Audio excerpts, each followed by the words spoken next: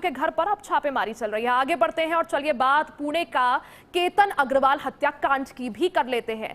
एक ऐसा मामला जिसने पूरे देश को झकझोर कर रख दिया। इस केस की परतें जैसे जैसे खुल रही हैं, वैसे वैसे कई ऐसे खुलासे सामने आ रहे हैं जो हैरान करने वाले हैं। शुरुआती जांच में जो कहानी सामने आई थी, अब वो कहीं ज्यादा सुनियोजित और साजिश से भरी हुई नजर आ रही है। दावा किया जा रहा है कि वारदात को अंजाम देने के बाद सिर्फ सबूत मिटाने की ही कोशिश नहीं की गई, बल्कि जांच एजेंसियों को गुमराह करने की भी पूरी तैयारी की गई थी।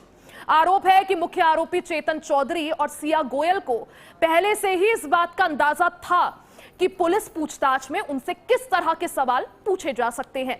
इसी वजह से दोनों ने गूगल पर संभावित सवालों के जवाब तलाशे और उसी के मुताबिक अपने कहानी को बुना तैयार किया। जांच में यह भी सामने आया है कि जिस दिन लोहागढ़ किले पर केतन अग्रवाल की मौत हुई, उस दिन चेतन ने अपना हुलिया भी बदल लिया था। बताया जा रहा है कि केतन पहले ही वीडियो कॉल के जरिए चेतन से 2 बार बात कर चुका था, जिसके बाद सिया ने उसे परिचित करवाया था अपने करीबी दोस्त कहते हुए। ऐसे में पहचान छिपाने के लिए चेतन ने हुडी पहनकर किले में पहुंचने का फैसला किया, जिससे सीसीटीवी कैमरे में उसकी तस्वीर भी साफ नजर नहीं आई। पुलिस का कहना है कि वारदात को अंजाम देने के बाद आरोपी पूरी तरह सामान्य व्यवहार करता रहा। वो आराम से किले से नीचे उतरा, रास्ते में लोगों से बातचीत की, चाय पी और बाद में व्हाट्सएप के जरिए सिया के संपर्क में भी बना रहा।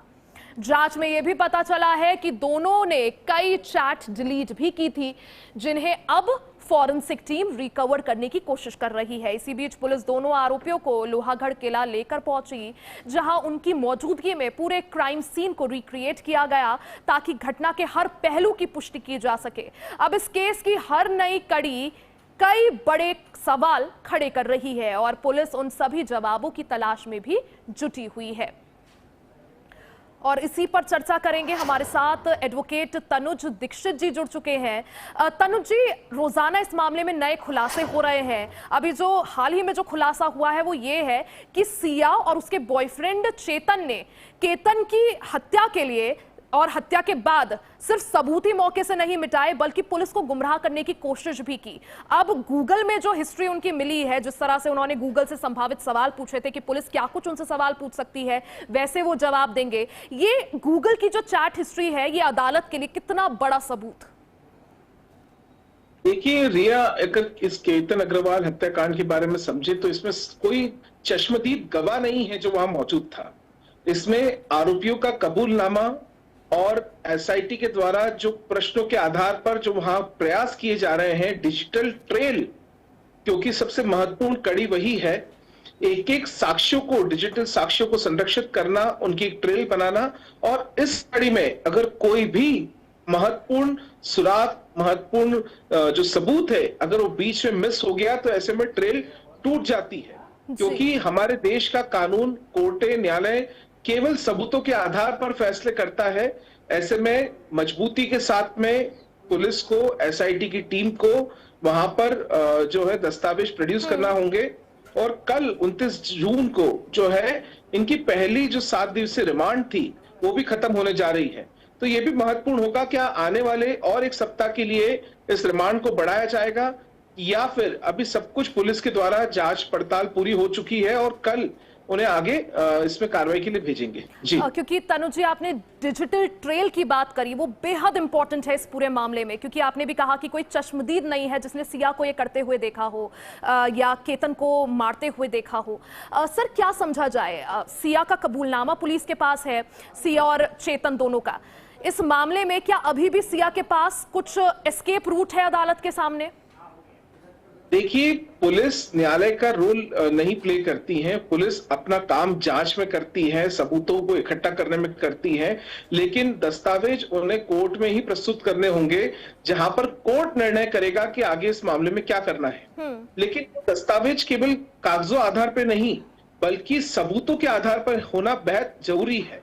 यानी कि जो उनकी व्हाट्सएप की चैट जिसकी हम चर्चा कर रहे हैं, वो रिकॉर्ड सर्च हिस्ट्री के, वो फॉरेंसिक की रिपोर्ट, वो पोस्टमार्टम की रिपोर्ट अगर वो केतन अग्रवाल की मौजूद है, इन सब के अलावा जो अभी आज जैसे लोहगढ़ फोर्ट पर सीन जो है क्राइम सीन रिक्रिएट किया है, तो उस सीन के बाद में क्या वहां पर प्रोबेबिलिटीज बनती है, उस सीन की क्या रिपोर्ट, फॉरेंसिक रिपोर्ट क्या है, ये सभी बेहद महत्वपूर्ण साक्ष्यों के रूप में देखा जाएगा। साथ ही साथ डिजिटल रिकॉर्ड्स, चाहे वो हम किसी कैफे के फुटेजेस देख रहे हैं, चाहे वो किले पर चढ़ने के चेतन चौधरी के जो फुटेजेस सामने आ रहे हैं, या हम अगर बात करें सिया अग्रवाल और चेतन चौधरी की कई सारी लगभग 2400 के ऊपर कॉल्स की हिस्ट्री है, और कई सारे व्हाट्सएप चैट्स जो डिलीटेड बताए जा रहे हैं, क्या फॉरेंसिक उन चैट्स को रिकवर कर पाएगा? क्योंकि आप हम भी अगर व्हाट्सएप चलाते हैं, कोई चैट गलती से भी डिलीट होती है तो 24 आवर्स में, या हम ये कहें व्हाट्सएप बैकअप के बाद में दोबारा वो बैकअप फाइल मौजूद होना बेहद जरूरी है, जिससे उसको रिकवर किया जा सके। ऐसे में कई सारे तमाम सवाल अभी भी उलझे हुए हैं, जिसमें ये पता लगाना बोलना बेहद जल्दबाजी होगी कि ये जो आरोप लगे हैं या जिसमें कबूलनामा हुआ है, उसको न्यायालय के अंदर पुख्ता सबूतों के साथ में रखा जा सकेगा। जी तनुज जी, जिस तरह से सिया का पूरा नाम इस मामले में सामने आया, क्या समझा जाए अगर दोष सिद्ध होता है तो सिया की मुश्किलें कितनी बढ़ती हुई, कितने साल की सजा उसे अदालत के द्वारा सुनाई जा सकती है? और एक लीगल एक्सपर्ट के तौर पर मैं आपसे ये भी समझना चाहूंगी सर कि आज के इस दौर में जब एआई है, एआई के टूल्स हैं, चैट जीपीटी है, और आरोपी जिस तरह से बचने के तरीके ढूंढते हैं, पुलिस के इंटेरोगेशन से बचने के लिए सवाल ढूंढ लेते हैं, ऐसे में पुलिस को अपने इंटेरोगेशन में क्या कुछ बदलाव करने की जरूरत है? देखिए, पुलिस भी अब डिजिटल उपकरणों का इस्तेमाल करती है, और काफी जो सारे सबूत हैं उनको डिजिटली रिकॉर्ड भी किया जाता है एज एन एविडेंस, जिसे कोर्ट में पेश किया जा सके। साथ ही साथ अगर आपने जो महत्वपूर्ण सवाल पूछा किस तरह के मामले में इनमें कार्रवाई होगी, तो देखिए क्रिमिनल कॉन्स्पिरेसी है, उसका सेक्शन लगेगा बीएनएस में। साथ ही साथ अगर हम बात करें तो मर्डर का चार्ज, जो कि सेक्शन 103 भारतीय न्याय संहिता के तहत, जिसमें आजीवन कारावास तक की सजा का प्रावधान है। और देखिए अभी जिस तरीके से सिया अग्रवाल और चेतन चौधरी एक दूसरे पर प्रमुख साजिशकर्ता के रूप में आरोप जरूर लगा रहे हैं, लेकिन मैं आपको बता दूं रिया कि कानून के अंदर जो भी साथ में सम्मिलित होता है, सभी पर बराबरी का जुर्म लगता है। ऐसे में दोनों पर बराबरी की सजा मिलने के पूरे चांसेस हैं। यानी कुल मिलाकर देखा जाए तो सिया और चेतन दोनों की ही मुश्किलें यहां पर बढ़ती हुई, क्योंकि जो सबूत हैं, जो डिजिटल ट्रेल है, वो फिलहाल दोनों के पक्ष में नजर नहीं आ रहा है। तनुज जी, बहुत बहुत शुक्रिया हमारे साथ जुड़ने के लिए, समय देने के लिए। तो पुणे का चर्चित केतन हत्याकांड अब कई तरह के खुलासे ला रहा है।